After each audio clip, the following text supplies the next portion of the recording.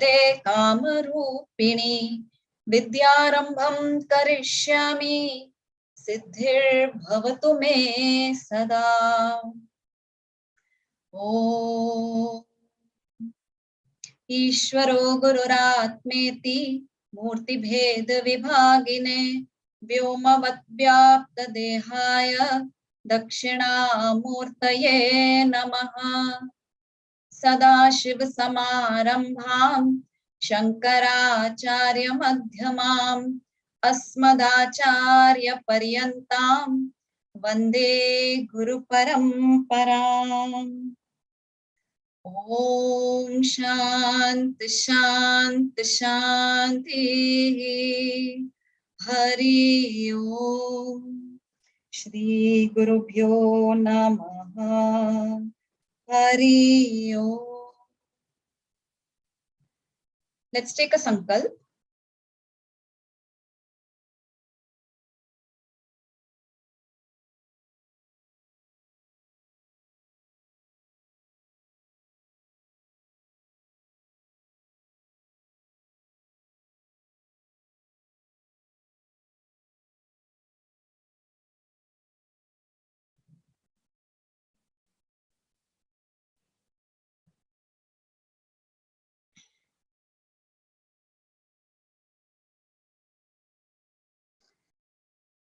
Yes. So last class we completed looking at the Sat and the Ananda aspects of the nature of Atma. So now we have seen all the three aspects of the nature of Atma.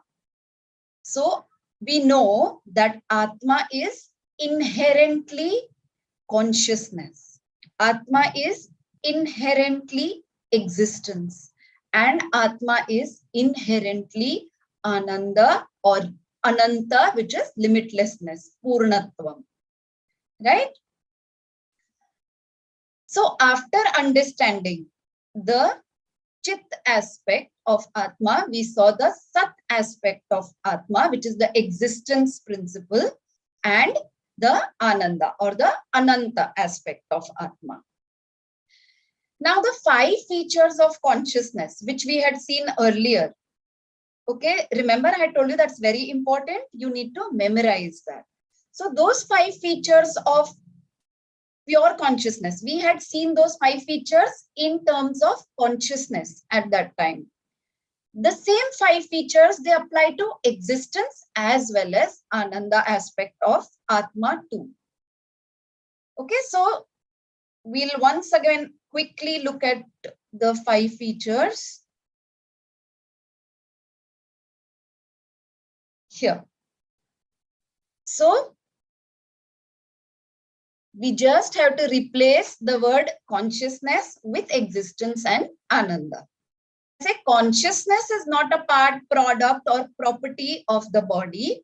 In the same way, existence, matlab astitva jo hai, it is not a part, product or property of the body. Okay, it is borrowed from the Atma. The 3 sharirams, the shariratrayam, they borrow it from the Atma. This existence or even Ananda, it is not a part, product or property of the body. Body is inert, we know that, right?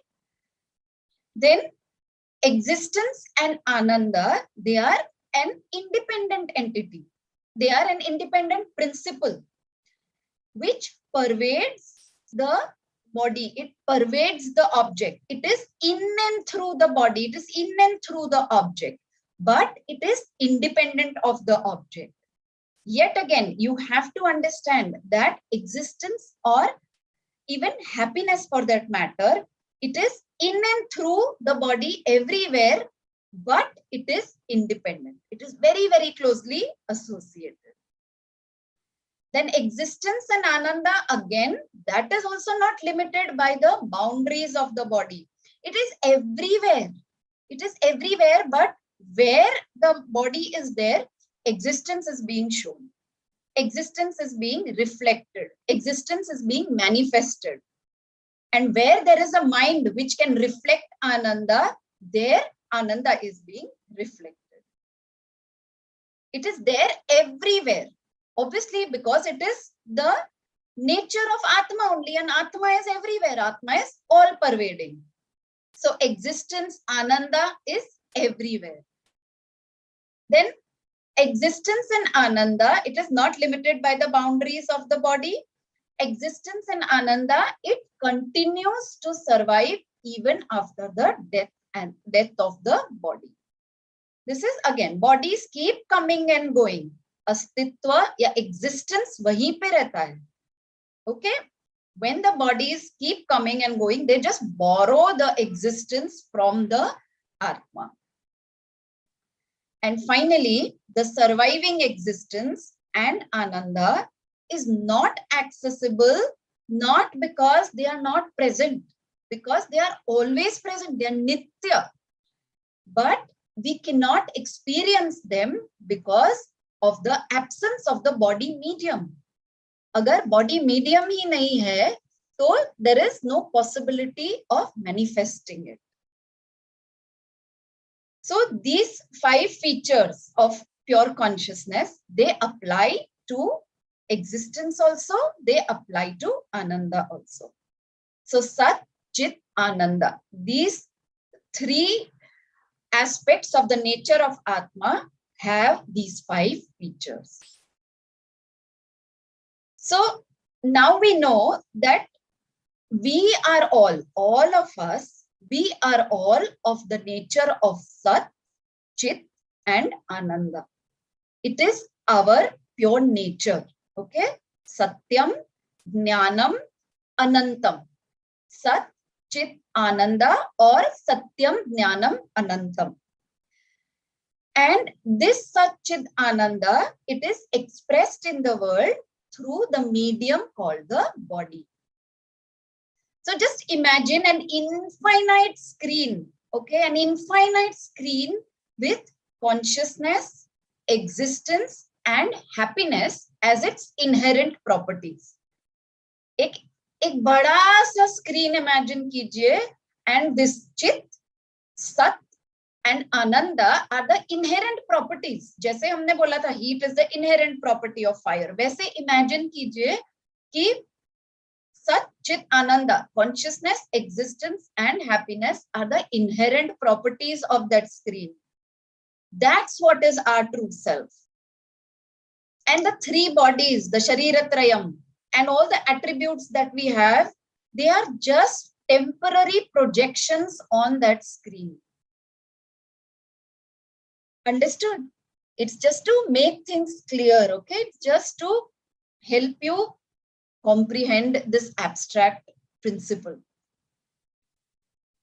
Okay? So, out of the 3 aspects of the nature of Atma, consciousness and happiness, they require mind as a medium to reflect or to manifest, to express, right? हमने देखा था ना, why are things sentient?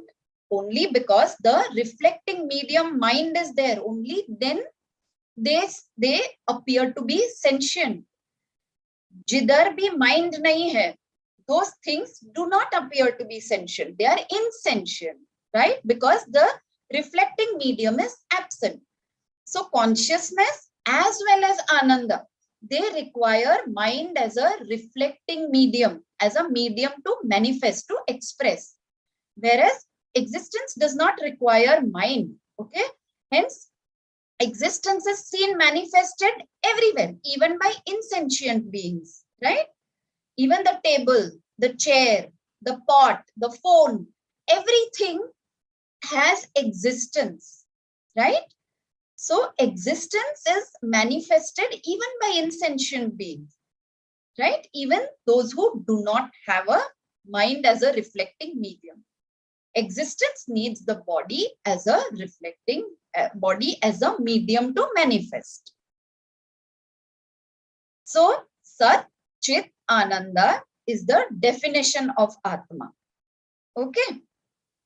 So, after understanding this Atma, one thing is clear to us, that we are not just conscious beings as we thought. Okay. हम अब तक क्या सोच रहे थे कि we are conscious beings. I am a conscious being, right?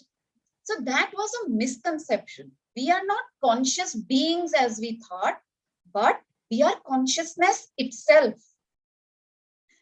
See, a conscious being can be conscious sometime. It can also lose consciousness. It can become unconscious sometime. Correct?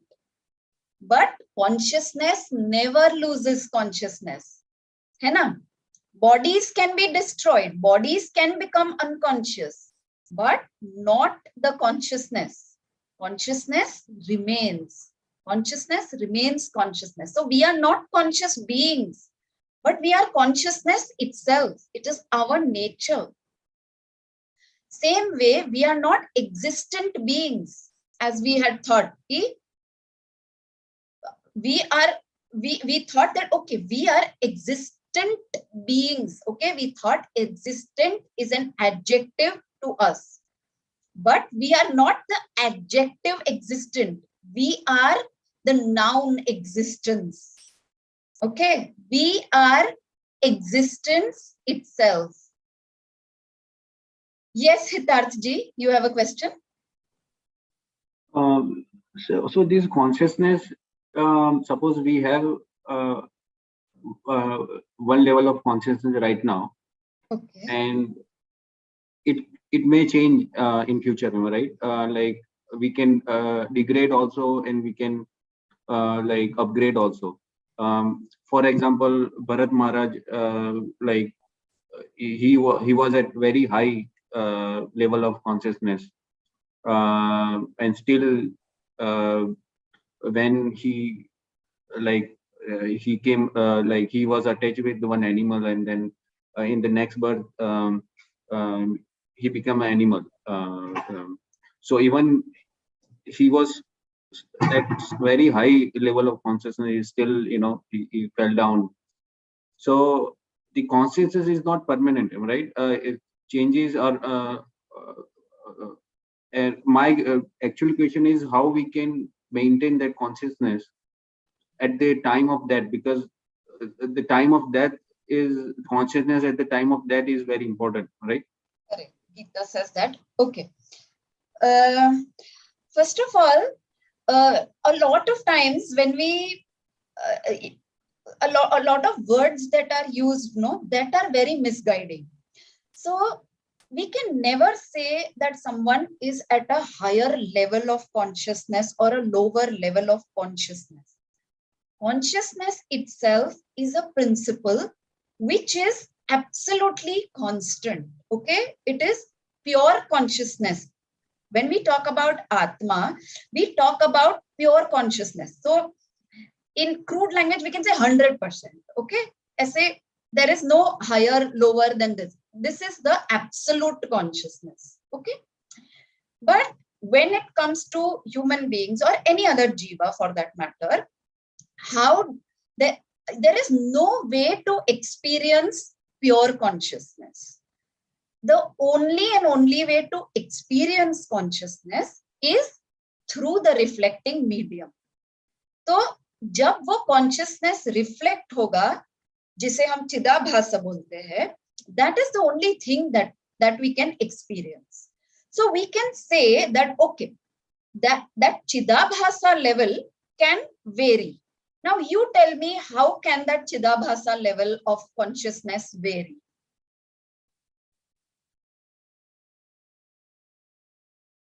Can you answer that?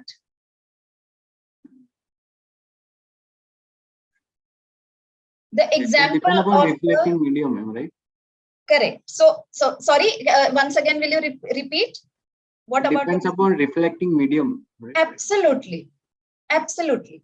So I had said this before also, that it depends completely on the purity of the reflecting medium as well as the stillness of the reflecting medium. तो mind के अंदर कितना purity है?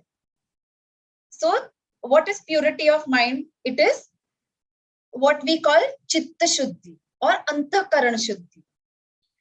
That is what we achieve through karma yoga, right? Our raga, dvesha, the Shadvairis, when they get neutralized, that is when the mala, the impurity of the mind, gets removed.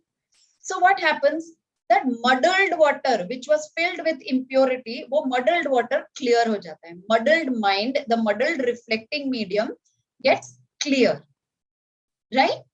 And then what happens? Through Upasana Yoga, we get Chitta Ekagrata. So what happens? That turbulence of the mind, the turbulence, the disturbance of the reflecting medium, that goes away. The mind that is wandering outside again and again, that the mind which is running after things, the mind that is disturbed, the mind that is conflicted, that comes to a poise, a calm. Okay. Now, by doing these two sadhanas, we achieve purity of mind, we achieve stillness of mind. And that is when the reflecting medium is so clear that the consciousness which is reflected is closest to its original nature, right? So that is what we can call as a higher state of consciousness. And that is what is achieved by these tapasvis, right? And then when you say that, okay, his subconscious is so attached to a particular animal, so then the samskara becomes so deep, the attachment becomes so deep that then that person might have to take a rebirth in order to just clear off these kind of bondages. Understood? Yes, yes. Thank you. So we have to be very, very clear about this thing that Atma is absolute consciousness. So there is no gradation, there is no level, there is no taratamyam. It is absolute. Okay? So that way we are consciousness itself. In the same way, we are existence itself. Okay? We are not existent beings, we are existence itself. And finally, in the same way, we are not happy beings. Okay? Sometimes happy, sometimes sad. We are not just happy beings as we thought, but we are happiness itself. Happy beings can be happy sometimes. They can also lose their happiness and become unhappy sometime. But happiness never loses happiness, right?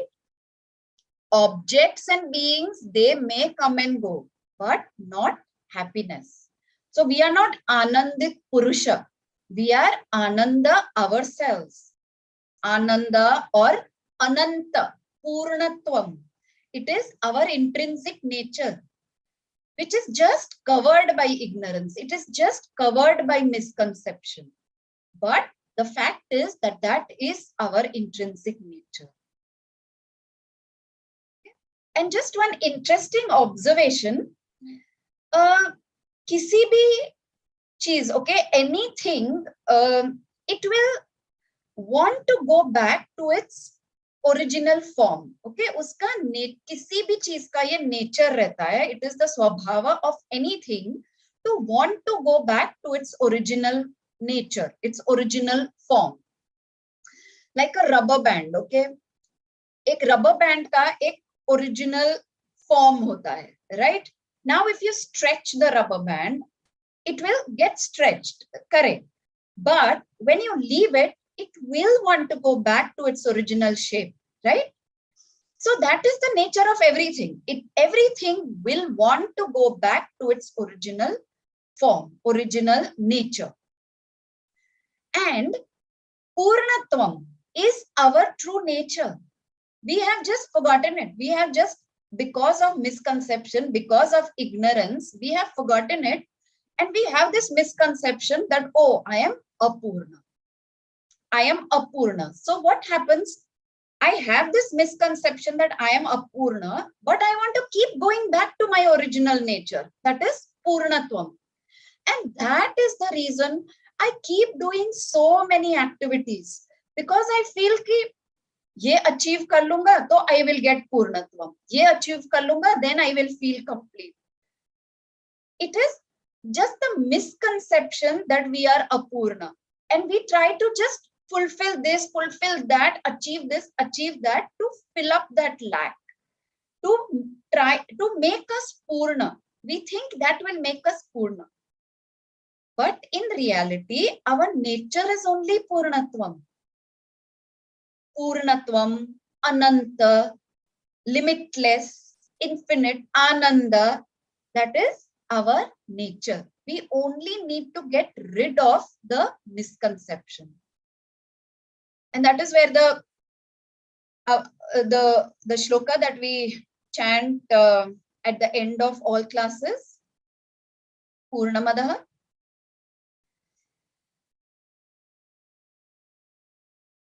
So, Om Purnamadaha Purnamidam Purnat Purnamudachyate Purnasya Purnamadaya Purnamevavashishyate. So it means that this completeness is myself. I, the Atma, is completeness. I, the Atma, is limitlessness. Purnam madaha, Purnam adaha. Then Purnam ida, Purnam idam means all the objects, everything is completeness. Everything is Purna. Purnat Purnamudachyate. So from completeness, from Purnatvam, the Purnatvam comes out. From this Purnatvam comes out. Purnasya Purnamadaya Purnameva avashishyate. Means if Purnatvam is added or subtracted from Purnatvam, still Purnatvam will only remain. So this might sound a little confusing, but you just have to understand, you just have to think of an ocean. Okay. An ocean is, so Purnatvam like an ocean. An ocean is so full, it is so full that even if you remove a river full of water out of that ocean, still the ocean will be full only. Or even if you add a river full of water into that ocean, there will be no difference to the fullness of the ocean. And that is how our true nature is. We are Purna. तो ये accept करने को थोड़ा time जाएगा, थोड़ा reiteration जाएगा, but the fact, okay, that is our true nature. Sat, Chit, Ananda. That is our true nature.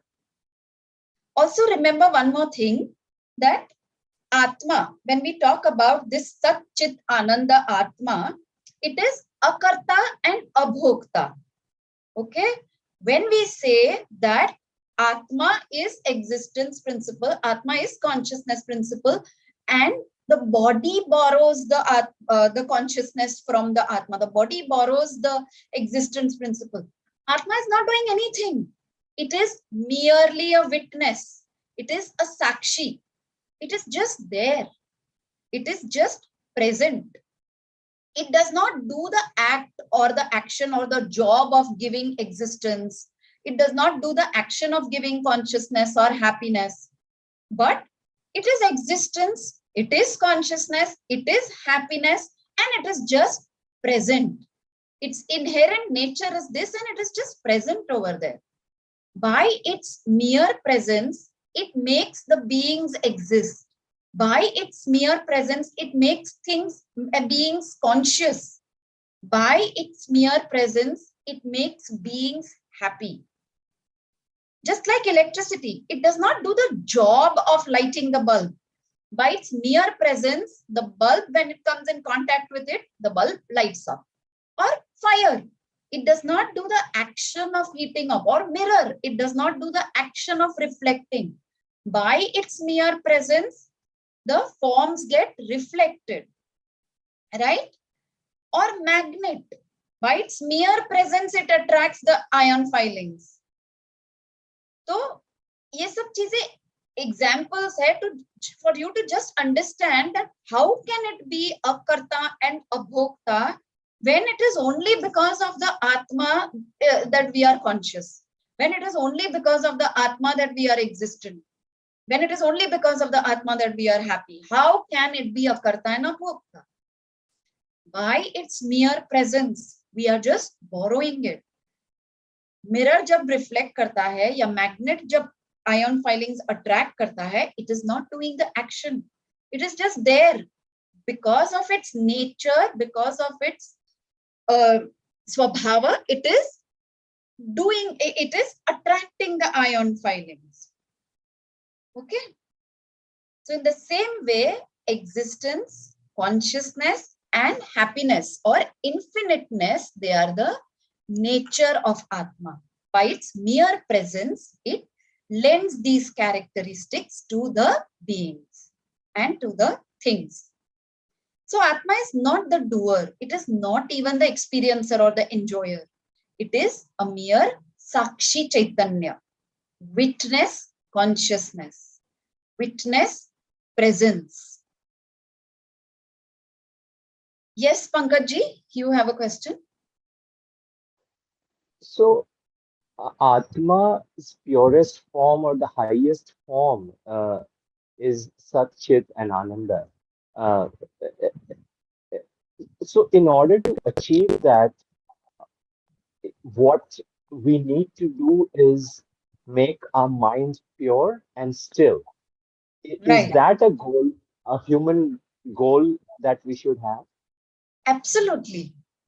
So that is why we started with the sadhanas. No, we started with karma yoga, then we came to upasana yoga, then we came to jnana yoga. So we say that karma yoga and upasana yoga, they are the preparatory practices. They prepare the mind, they prepare the seeker. Okay, that is when we get sadhana chatushtaya sampanna. By practicing these two sadhanas, we get sadhana chatushtaya sampanna. Sampanna does not mean 100%, okay?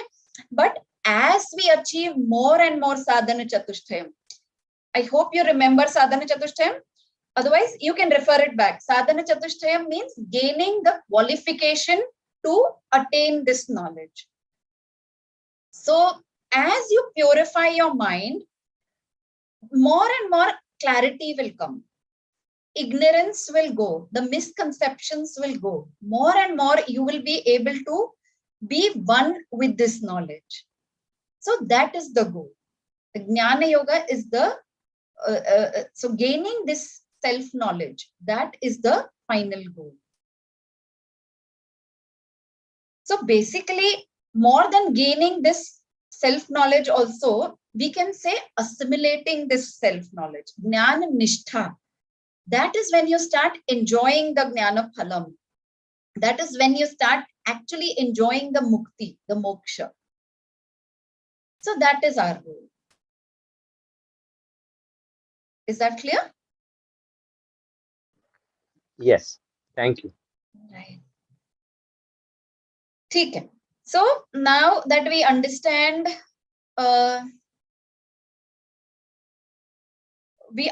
what is Atma. I hope we understand what is Atma now. Sat, Chit, Ananda, Atma. Yeah. So now let us look at the definition which is given by Tattvabodhha. So Tattvabodhha, what does it say? Atma kaha. So first it says Sthula Sukshma Karana Sharirat Vyatiriktaha. So the first part of the definition of Atma is, it is other than the Sthula Sukshma Karana Shariram. That is the first aspect. Sthula Sukshma Karana Sharirat Vyatiriktaha. It is different. It is other than the Sthula Sukshma Karana Shariram, the gross, subtle and causal bodies. Then it says it is Panchakosha Tita. Remember the Panchakoshas? Annamaya Kosha, Pranamaya Kosha, Manomaya Kosha, Vijnanamaya Kosha and Anandamaya Kosha. So it is beyond these Panchakoshas also. So it is not these three bodies, it is beyond the Shariratrayam, It is not the Panchakoshas also. It is beyond the Panchakoshas also. It transcends all these bodies. Then the third aspect of the definition is, it is avasthatraya sakshi. Avasthatraya. Remember the three avasthas? Waking state, dream state, and deep sleep state. Jagrit, Swapna, and Sushupti avastha. So it is beyond this. It is the sakshi of these three states. It is the witness of these three states. Means it is the fourth, the turiya. It is just witnessing the waker, the dreamer, and the sleeper. So it is not even the waker, dreamer, sleeper. It is the witness of the waker, dreamer, sleeper. It is the sakshi of all these three avasthas. And finally, it says, Satchit Ananda Swarupasan. Yat Tishtati iti Atma. So first, Atma is different. It is other than the three sharirams. Atma is beyond the Panchakoshas. Atma is the witness of the avasthatraya, and it is Sat Chit Ananda Swarupa. So Sthula Sukshma Karana Sharirat Vyatiriktaha iti Atma, Panchakoshatita iti Atma, Avasthatraya Sakshi iti Atma, Satchitananda Swarupa iti Atma. So this is the definition given by Tattvabodhha. So this short, brief, crisp, precise definition, it is a revision to from where we started the Jiva Vichara, the Vyashti Vichara, when we started the analysis of the microcosm, the analysis of the individual. Clear? Should I move further? Okay. So let us move further to the topic of Atma, Anathema, Viveka. So this topic, it is a practical application of the understanding of Atma. So see, we call this non-material Chaitanya Swarupa, the Chetan Tattva, or the consciousness principle, as Atma. Correct? We call this consciousness principle as the Atma, the non-material consciousness principle. So naturally, the material, the inert, the Jada Sharira Trayam, that is called Anathema. Right? If we call the non-material principle as Atma, the material principle will be called Anathema. Correct? So everything in this universe other than Atma is called Anathema. Even the Sharira Trayam is called Anathema because it is material in nature. It is Jada, it is inert in nature. Now, the problem is understanding and accepting everything else in this universe as Anathema. That is easy. It is easy to accept कि हाँ ये mountains अनात्मा है, ये rivers भी अनात्मा है, ये table, ये chair, ये animals भी अनात्मा है. ये accept करना easy है. I accept that they are anatma. But the difficult part is to accept that this Sharira Trayam, this body, mind, sense complex, which has been seeming so sentient, so Chetan all the time, which I have been thinking as myself all throughout my life. So this is also nothing but Anatma only. Just that it is very, very intimate to me. It is Anatma only, but it is very close to me. It is very intimate to me. So I mistake it as myself. जैसे हम चश्मा पहनते हैं, spectacles, तो हम भूल जाते हैं ना कभी-कभी. We like if we are wearing spectacles, so many people they are wearing spectacles or they are on their head and they are looking for the spectacles or the lenses. they become a part of your body only, right? So same way, this Shariratrayam is so intimate. That is why I mistake it as myself. Only the non-material consciousness is called Atma. Only that is my true self. Rest, everything is Anatma. Rest, everything is Mithya. And the first step in Vedantic study is Atma, Anatma, Viveka. Discrimination between Atma and Anatma. Understanding that there are three factors which come in the Anatma package. The Anatma range has three factors: the Sthula Shariram, Sukshma Shariram, and the Karana Shariram. That comes under Anatma. And one factor which is known as Atma, which is the consciousness, that is the Atma. So Anatma has three factors and Atma is only one. And I am a combination. I am a mixture of the material Anatma and the non-material Atma. Okay. When I look at myself as a jiva, okay, I am a mixture of these two. So the time and space bound Anatma plus the time and space transcendent Atma. That is what I am as a jiva. So learning this is the first lesson. Okay, so now for further appreciation, we need to go through some exercise, okay, some sadhana or some discipline for going further in this teaching. So let us look at the exercise. Now the word Atma, it literally means self. Okay, it literally means I, myself.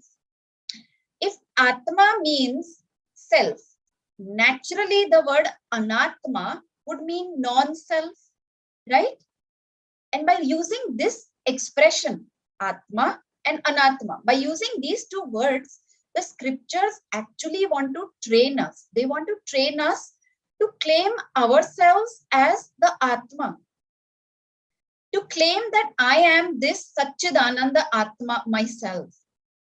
See, until now, we are habituated to calling ourselves as Anatma.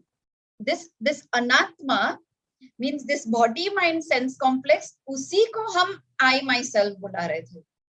I have been calling this body, this mind, these senses as myself. But now what we have to do? We have to practice, we have to train ourselves that all these three sharirams, the body, mind, sense complex, are also Anatma. They are not myself. The real I, the real self is Satchidananda Atma. So the Upanishads or Vedanta, they teach that we should gradually train ourselves to renounce or to give up the identification with this material or with this perishable Anatma body, the perishable Anatma aspect. Usse identification chhod dena hai. We have to disidentify from the Anatma and we have to learn to identify with the Atma. So this is a new training that we have to practice. अभी तक जो हम practice कर रहे थे, जो sadhanas, वो कर्म योगा, upasana yoga, वो सारी sadhana practice कर रहे थे. Now that we have come into Jnana Yoga and we are learning so much about the Atma, this is the new practice that we have to start. All Vedantic sadhanas are actually meant for this switch of this identification. क्या पहले हम किसके साथ identify कर रहे थे? First, we were identifying with this body, mind, sense complex. Now, we have to learn to disidentify it. We have to learn to objectify it. Okay? I can see this body. I am objectifying this body, this mind, these senses. Now, I have to start identifying myself as the consciousness principle behind it, as the existence underlying it, as the Ananda underlying it. if somebody asks for our biodata, तो हम क्या बोलते हैं?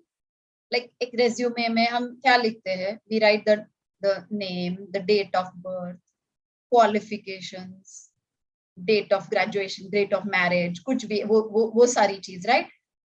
So the fact is that our entire biodata is only the Shariratrayam oriented biodata.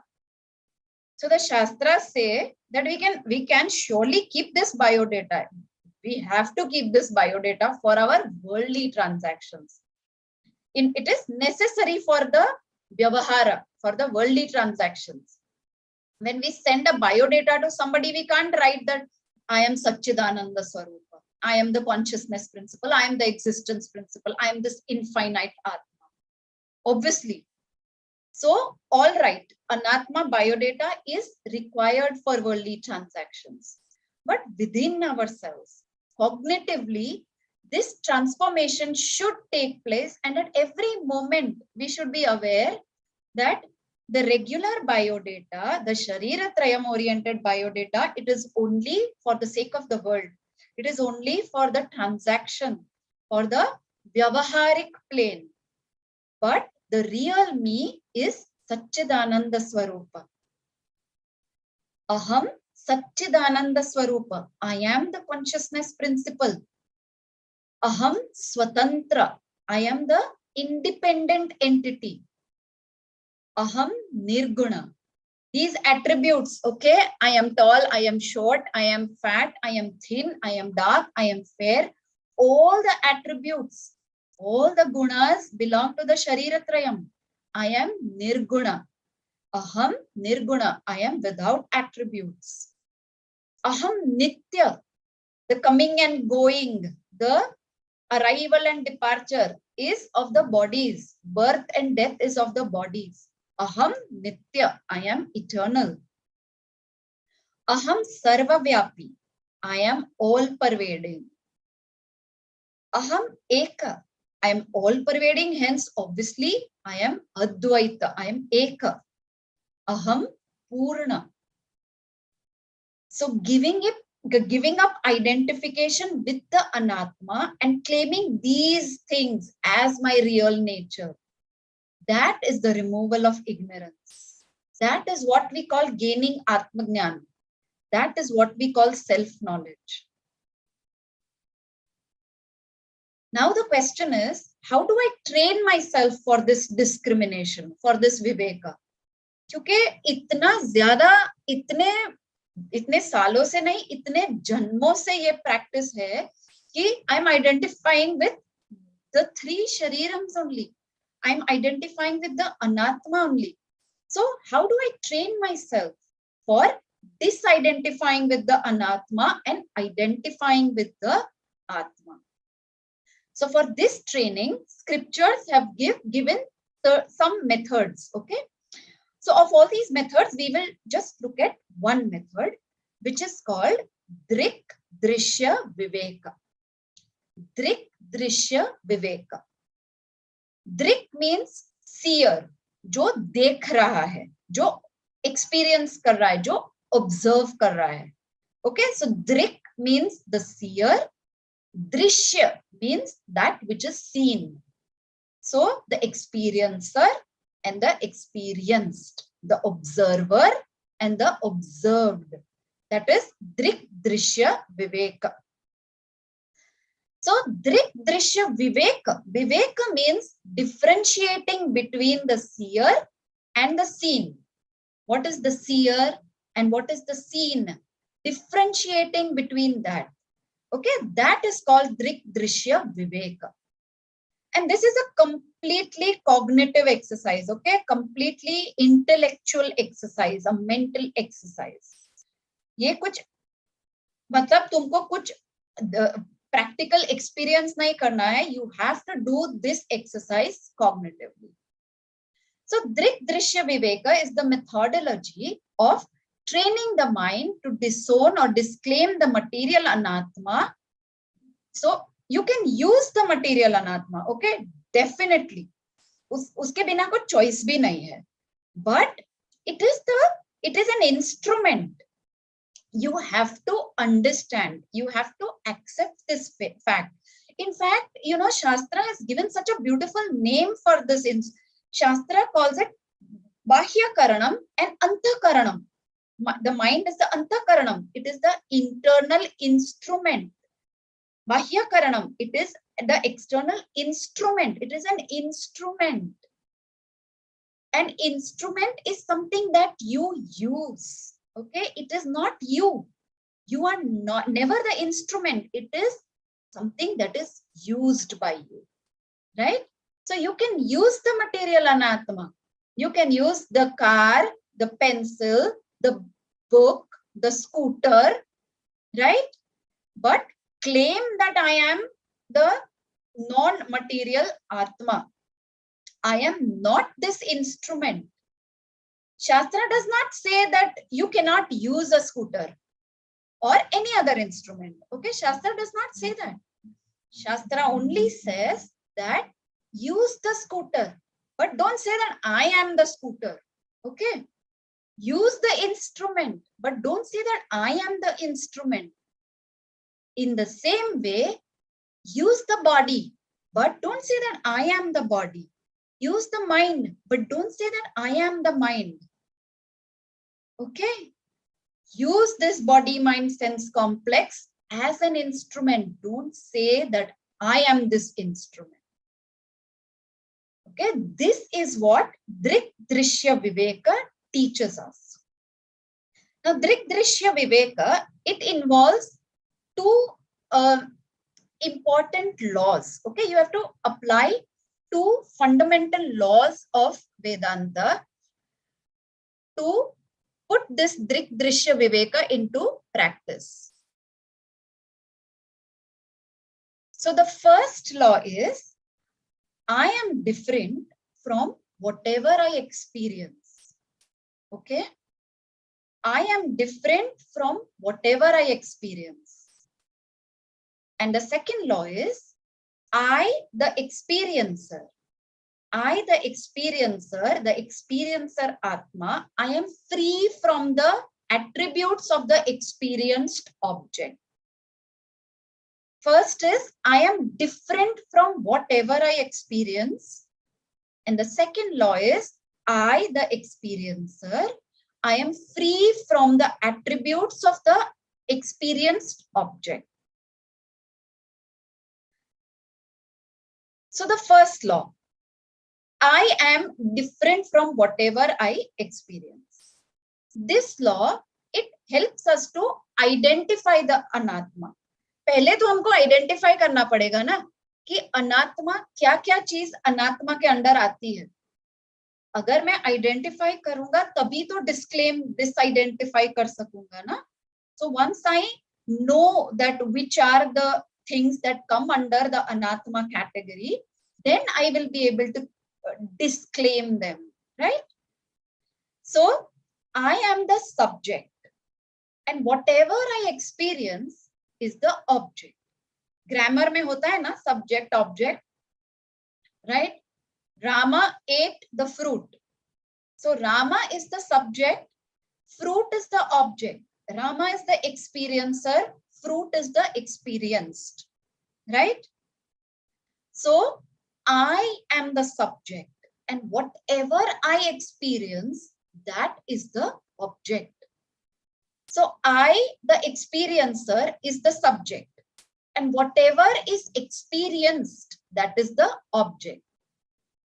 And now I, the experiencer, the subject, am different from the experienced or the object. Rama eats the fruit. Rama has to be different from the fruit, no? Whatever I see, I am different from that. Hence, I'm able to see that, right? I, the experiencer subject, am different from the experienced object.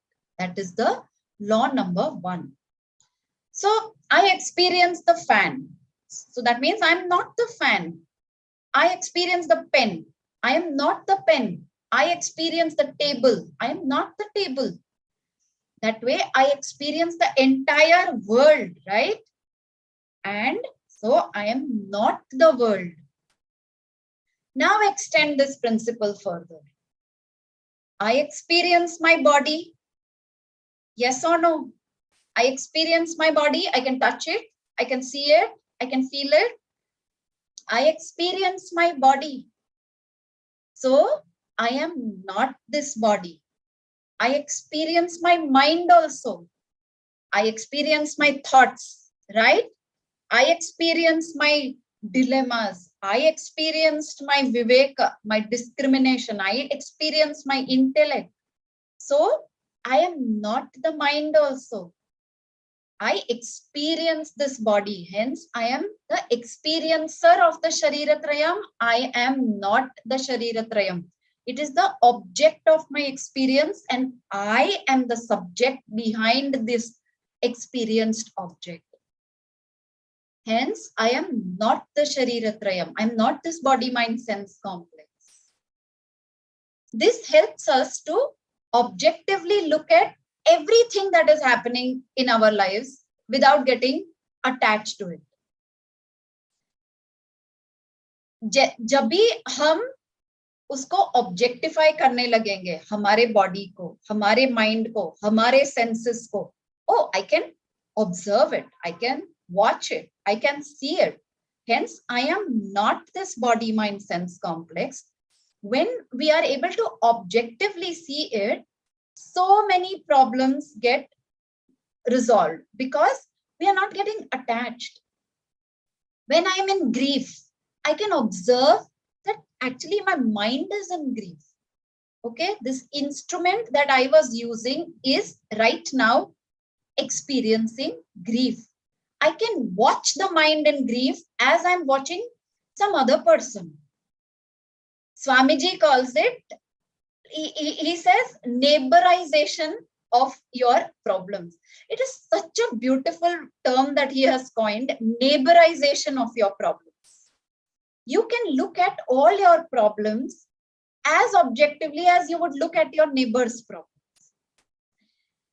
It is just a matter of practice. किसी neighbor का problem होगा ना तो हम easily solve कर सकेंगे because we are not emotionally attached to it. We are objectively looking at it. We can watch them as an outsider and we try to solve them. Same way, once you start once you realize that this Shariratrayam is not you, it is an instrument, you can objectify it, you can watch it, you can observe it, and then you can solve all the problems of this Shariratrayam as if you would do it for somebody else without getting emotionally attached to the problems. So I, the Atma, I am ever the observer. I am the observer. I am observing the observed. I am never the observed. So I, the Atma, I am always the subject. Okay, and I am different from the experienced. I am different from the object. This is law number 1. And law number 2, I, the experiencer, I am free from the attributes of the experienced objects. So this second law to be used is that I am free from the attributes of the object. Matlab, all the experience, all the attributes, okay, that I experience, whatever they are, okay, they belong either to the experienced world, jagat ko belong karte hai, or they belong to this experienced body. See, whatever I am experiencing, that belongs to the world, or it belongs to this body, or it belongs to the mind which I am experiencing, or it belongs to the senses, right? So jitne bhi attributes hai, they are all belonging to the Anatma world only, the material Anatma world. Whereas I, the Atma, I am the knower of these attributes. I am the observer of these attributes. Hence, I am free from these attributes. I am free from all these known attributes. So the body can be tall, short, fat, lean, fair, dark. The mind can be sad, the mind can be fearful or anxious, happy or satiated, calm. The senses can be weak, the senses can be active, the senses can be sharp. But none of these attributes, none of these upadhis, these attributes are called upadhis. None of these attributes belong to the Atma. They belong to the Anathema.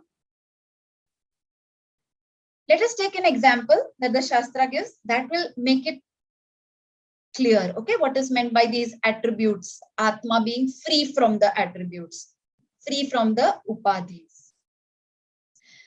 Okay, now imagine that there is a clear crystal. Okay, आपके हाथ में एक clear crystal है और आपके सामने एक table है जिसके ऊपर एक रेड कलर का टेबल क्लॉथ लगा हुआ है. Okay, there is a red tablecloth and there is a clear crystal. Now you put that crystal on the red tablecloth. What happens? The crystal will start looking red in color, right? The crystal, which was a clear crystal, that starts to appear red in color, right? Now, the thing is, the redness or the attribute of the tablecloth just appears to be belonging to the crystal. क्या crystal सच में red हो गया है? Has the crystal turned red? No, it just appears to be red because of the upadhi because of the attribute of the tablecloth, right? The crystal just appears to be red. It is not red. It is absolutely free from the redness of the tablecloth. It is not affected by the redness of the tablecloth. It is just present over there, and because of its nature, because it is crystal clear, that is why it just appears to have taken the attribute of the red tablecloth. In the same way, the attributes, they belong to the body, mind, sense complex only. The Anathema has attributes. Atma is absolutely free from these attributes. हमें लगता है that when I consider myself as this body, mind, sense complex, I feel I am fat. I feel I am sad. I feel I am hard of hearing or whatever. These attributes, they do not belong to the Atma. They belong to the body. They belong to the instrument. I am free from these attributes. Okay? So by applying these two laws, I know that I am different from whatever I experience. I am free from the attributes of the objects that I experience. I can always have a viveka between what is Atma and what is Anathma. What is Nitya, what is Anitya. What is Satya, what is Mithya. So, Atma Anatma Viveka, or in other words, Nitya Anitya Viveka, or in other words, Satya Mithya Viveka. This Viveka is called Tattva Viveka. Okay, in Tattvabodhha, it is called Tattva Viveka. The Atma Anatma Viveka. Okay. So, I am Chaitanya Swarupa. I am Swatantra. I am Nirguna. I am Nitya. I am Sarvavyapi. Eka Atma Asmi. Aham Sat Chit Ananda Swarupa. Keep on practicing this. Keep on practicing this. Aham Sat Chit Ananda Swarupa. But with clear understanding. Khali mirror mein dekhe hum Satchidananda Swarupa, hum Satchidananda Swarupa. No. you have to go through the sadhanas. You have to continue with your karma yoga till the purity of mind relatively comes. You have to continue with upasana yoga till the chitta ekagrata comes. And you have to continue with your shravanam, mananam, nididhyasanam. And that is when the assimilation of aham satchidananda swarupa is going to slowly happen. Okay. I want to again take some more time before we finish today's session. I'm sure all of you must have somewhere or the other heard or read the Nirvana Shatakam.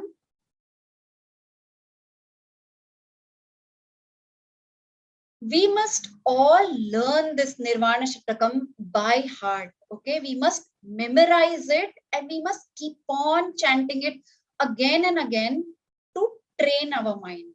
To train our mind, this things I am not, but this is what I am.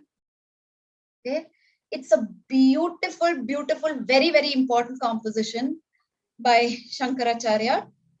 So let's look at it. So it's going to be your bad karma that you will have to listen to me sing it or chant it. But let's quickly look at it, okay? So how does it go? Mano buddhyahankar chittani naham nacha shrotra jive nacha ghrana netre nacha vyoma bhumir na tejo na vayu chidananda rupa shivoham shivoham. तो ये याद कराना है. Mano buddhi ahankara chittani naham means I am not the mana, buddhi, ahankara or chitta. What is this? What is this package? Mana, buddhi, ahankara and chitta. So I am not the antakaranam. Mano buddhi ahankara chittani naham. So I am not the antakaranam. Then nacha shrotra jivve. Shrotra, ears. Jivva, I am not the tongue. Na ghran, I'm not the nose. I'm not the netra. So I am not the jnanendriyas, the sense organs of knowledge. वो भी मैं नहीं हूँ. I am not the antakaranam. I am not the jnanendriyas. Then na cha vyoma bhumi na tejo na vayu means I'm neither space nor bhumi. I'm not prithvi. I'm not tejo. I'm not fire. I am not vayu. I'm not air. Means I am not even the pancha bhutas, the pancha mahabhutas. वो भी मैं नहीं हूँ. So I am not the antakaranam. I am not the sense organs. I am not the pancha bhutas also. Then what am I? Chidananda Rupa Shivoham Shivoham. So I am Satchidananda Swarupa. Shivoham Shivoham. So for right, we'll understand what actually means by Shivoham a little later in a few sessions. But for now, understand that I am this, or I am the auspiciousness. I am Shiva myself. Okay, I am Satchidananda Swarupa. So this is the first stanza. Then the second stanza says, Nacha prana sanyo na vai panchavayur navasa tadhatu na va panchakosha navakpani padau nachopastapayu chidananda rupa shivoham shivoham. means nacha prana sanyo, means I am not this bundle of pranas, the pancha pranas that we saw. Remember the pancha pranas? Prana, apana, vyana, samana, udana. I am not this bundle of pancha pranas also. I am not the pancha vayus also. Then nava sapta dhatu. Which are the sapta dhatus? According to Ayurveda, the sapta dhatus are rasa, rakta, mansa, meda, majja, and asthi and shukra. These are the bodily tissues, the sapta dhatus of which we are made, of which we think we are made of. But the Nirvana Shatakam says, I am not even the sapta dhatus. I am not the pancha pranas. I am not the pancha vayus. I am not sapta dhatus. Nava pancha kosha, nor am I the pancha koshas also. I am neither the annamaya, nor the pranamaya, nor the manomaya, not even the jnanamaya or the anandamaya. I am none of the pancha koshas also. Then na vak pani padav na chopastha payu. So vak pani padav upastha payu. What are those? The pancha karmendriyan, the pancha karmendriyas. So I am not even the pancha karmendriyas. I am not the pranas, I am not the panchavayus, not the sapta dhatu, not the pancha kosha, not the karmendriyas. Then what am I? I am Chidananda Rupa Shivoham Shivoham. I am Satchidananda Swarupa.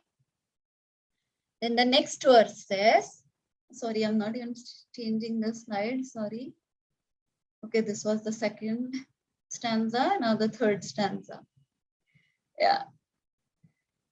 The third stanza says, Na me dvesha ragau, na me lobha mohau, mador naiva me naiva, matsarya bhava, na dharmo na chartho, na kamo na moksha, chidananda Rupa Shivoham Shivoham. Means I am neither the ragas, I am neither my dveshas. None of these binding attachments that I have, none of these things that I dislike, they are me. I am not even the Shadvairis. Okay, the Shadvairis also is not me. They belong to the mind. They are not me. I am not Lobh. I am not Moha. I am not Mada. I am not Matsarya. I am not Raga. I am not Dvesha. I am not even the four Purusharthas. Dharma, Artha, Kama, Moksha. That is also not what I am. I am Satchidananda Swarupa. Aham Satchidananda Swarupa Asmi. Then the next stanza says, Na punyam na papam na saukhyam na dukkham na mantro na tirtham na veda na yajna aham bhojanam naiva bhojam na bhokta Chidananda Rupa Shivoham Shivoham Chidananda Rupa Shivoham Shivoham.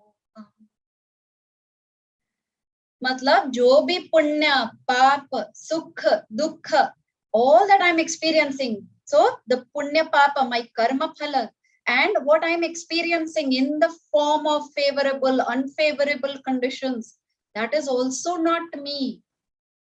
And how much ever mantra kitne bhi jap kare, tirtha pe jaye, ved yagna jo bhi kare, that is not me. I am not doing that. I am not that. I am not the bhojan. Bhojanam means I am not anything that I am consuming. Means I am not the thing that is experienced. I am not the bhojyam also.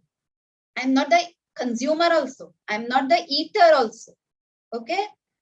I am not the experience itself. Sorry, bhojanam means the experience itself. Then bhojyam means the experienced, and bhokta means the experiencer. I am not the experience. I am not the thing that is experienced. I am not even the experiencer. I am the witness of all these things. I am the sakshi of all these things. I am Satchidananda Swarupa. Shivoham, Shivoham. Then, na mrityur na shanka na me jati bhedah pita naiva me naiva mata na janma na bandhur na metram guru naiva sheshyam chidananda rupaha shivoham shivoham. Means I am not even bound by birth or death. Okay, na mrityu na janma. The body is going to take birth, the body is going to die. I am not bound by that. I am not even bound by any jati. I could be a Brahman, I could be a Kshatriya, I could be a Vaishya, Shudra, but that again belongs to my body, mind, sense complex. I am transcending all of that. I am none of that. Also, I am transcending all the roles that I am playing. Pita naiva, Mata naiva, Bandhu naiva, Mitram naiva, Guru, Shishya. None of these roles is me, myself. They are the roles that I am playing. Okay, that's not me. I am pure Chaitanya. I am pure existence, pure consciousness, pure Ananda. I am Satchidananda Swarupa. Now the last verse. Aham nirvikalpo nirakara rupaha vibhutva cha sarvatra sarvendriyanam na cha sangatam naiva muktirna meya chidananda rupaha shivoham shivoham chidananda rupaha shivoham shivoham. Here they are giving the definition that aham nirvikalpaha. I am without a second. I am the one, the Advaita. I am Nirakara. I am formless. I am without any attributes. Vibhutvacha sarvatra sarvendriyanam. I am the Adhishthanam. I am the substratum of everything. All the indriyas also, all the sense organs. I am the Adhishthanam of it. I am the substratum of it. I am the all-pervading Atma, the all-pervading consciousness. And then it says, Nacha sangatam naiva muktirnameyo. Although I am all-pervading, I am free. I am not bound by any of these. Okay? I am underlying, I am Adhishthanam, I am the substratum of all these things that I mentioned. From Manobuddhi Ahankara, I'm the substratum of all of it. I'm underlying all of it. Yet I am free. Nacha sangatam naiva. So I am free from, or I am independent of all of these. I am Sat Chit Ananda Swarupa. right? It will be amazing if you can memorize the Nirvana Shatakam. The more you repeat it, it's going to be a very, very good nididhyasanam for you. A very, very good reminder of this is Atma, this is Anathema, this is Atma, this is Anathema. Yes, 𝐸𝐻𝐼𝐺. Question. Lord Buddha attained Nirvana, so it is related to the same thing, or it's a different? So let us. So the way we understand Nirvana in those contexts, no, how it is portrayed to us, it is very wrongly portrayed. Okay, it's like कुछ spark हुआ, एक पेड़ के नीचे बैठे थे और धाड़ करके निर्वाण मिल गया. Okay, that is not how it is. Nirvana, kaivalya, moksha, whatever you call, it is assimilating into this knowledge. Okay, assimilating as in getting this jnana nishtha, becoming still, absolutely still in this knowledge. It is like akhandakara aham brahmasmi iti vritti. So you don't have to remind yourself that I am Brahma, I am Atma. It has to be natural to you. That is called moksha. Okay, that is called nirvana. 𝐸𝐻𝐼𝐺, is that clear? Yeah, I have one more question. So those people who are doing meditation in Himalayas, they are at this stage, Nirvana stage, because they are constantly. I cannot say that. No, 𝐸𝐻𝐼𝐺, see, everybody, we do not know what is the process of whom. There are a lot of yogis who are after siddhis. Okay, so maybe they are meditating for getting some kind of siddhi. But moksha, as we go further, the last sentence will be moksha is a siddha vishaya. It is not a sadhya vishaya. There is nothing to be achieved. There's nothing to be attained. It is just, you need to know it. You are already a mukta purusha. So yes, they can still leave all this, jhanjal, and they can enjoy their jivan mukti. Maybe they are going there and they are meditating, they are doing their nididhyasanam and enjoying this jivan mukti. Moksha here and now, when they are alive. But we can't say who is meditating for what purpose in the Himalayas. Right? Yes, Pankaj-ji, you have a question? 𝐸𝐻𝐼𝐺, I hope I have answered. Yes, thank you. Yes, Pankaj-ji, sorry. So the second verse, can you explain it one more time? Nacha prana sanyo. I will share the verse so you can read it also.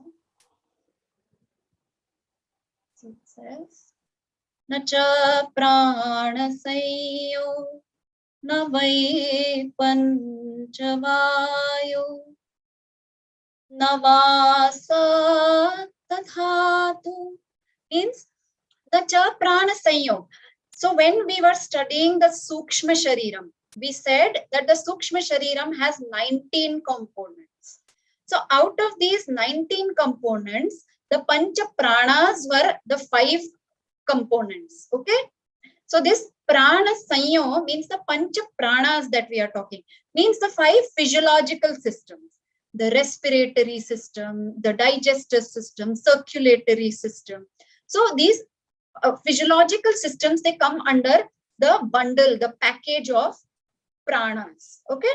Then the pancha vayus. Okay. There are pancha vayus in our system which help the body to function properly.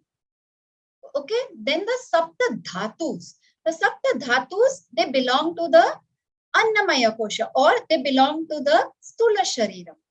So they are the rasa. Rasa means the plasma or the fluids in the body. Then rakta. Rakta means blood. Rasa, rakta, then meda. Meda means fat or adipose tissues. Then mansa. Mansa means the muscle. Then raktarasa, meda, mansa. Then asthi, bones. Majja, bone marrow. And shukra means the reproductive fluids. So these are the sapta dhatus. So we are not the blood, we are not the bodily tissues. We are beyond that. So we can't identify that mera khoon matlab main wo khoon hu, main wo tissues hu. No. Then pancha koshas. We studied the pancha koshas when we were doing the jiva vichara. So there are 5 koshas. The 5 sheaths. The annamaya, pranamaya, manomaya, vijnanamaya, and anandamaya. So these are basically our functional personalities. Okay, the functional aspect of our personality. Usko hum pancha kosha bolte hain. तो उससे तो हम बहुत ही ज्यादा identify करते हैं. We really identify ourselves with this annamaya kosha, with the physical body. We really identify ourselves with our thoughts, with our emotions. We really identify ourselves with the intellect. So we really identify ourselves with the pancha koshas. But it is a mistake that we are making. We are not the pancha koshas. And then finally they say vak, pani, padav, upastha, payu. So I am not the vak. Vak means talking tongue. The karmendriyas they are talking about. So again, in the sukshma shariram only, these 5 karmendriyas, they are a part of the sukshma shariram, the subtle body. So which are the 5 karmendriyas? The talking tongue means vak, then pani means hands, padav means the legs, vak, pani, padav, then upastha and payu. Upastha means the reproductive organs, and payu means the evacuating organs. The shakti behind these organs. Okay, you have to remember that not the physical organ, the shakti behind it. So I am not the karmendriyas also. I am none of these things that I mentioned. I'm none of these entire list that comes in the first 5 verses, but I am Satchidananda Swarupa. Right? Clear, Pankaj? Yes. Yes. Awesome. Thank you. Right. I think we should end here. A long class. If there is any doubt, please put it up on the group, or we can you can ask in the next class. Okay, it's really late, so we should end. Om Purnamadav Purnamidam Purnat Purnamudachyate Purnasya Purnamadaya Purnameva Avashishyate. Om Shanti Shanti Shanti. Hari Om. Shri Gurubhyo Namaha. Hari Om. Thank you.